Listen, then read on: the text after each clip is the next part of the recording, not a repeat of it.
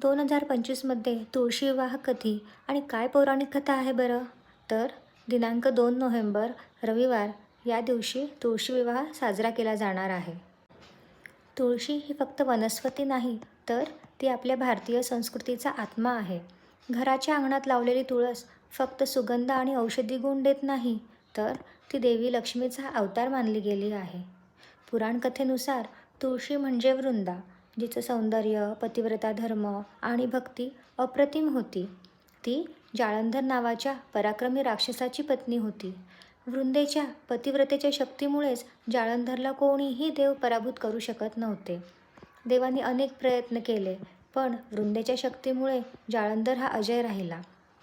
शेवटी देवांनी भगवान विष्णूंची मदत मागितली. विष्णूंनी एका दिवशी जालंधराचं रूप धारण करून वृंदेची परीक्षा घेतली आणि त्याचवेळी भगवान शंकरांनी जालंधरसोबत युद्ध करून त्याचा वध केला. मात्र वृंदेला जेव्हा कळलं की ते जालंधर नव्हे तर विष्णू होते, ती दुःखी झाली आणि तिने भगवान विष्णूंना शाप दिला, तू दगड होशील.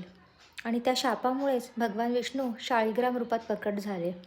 वृंदाही तिच्या तपश्चर्येने आणि भक्तीने पृथ्वीवर तुळशीच्या रूपात अवतरली.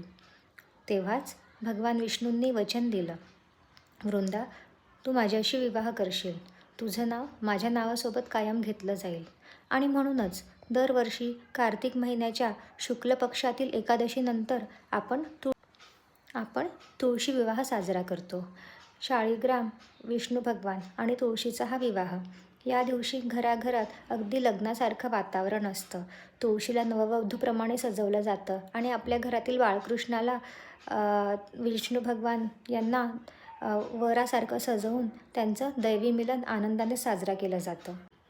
तसेच ज्या घरात तुळशी विवाह साजरा केला जातो तेथील नवविवाहिच्छुतांचे विवाहही लवकर ठरतात अशी मान्यता आहे.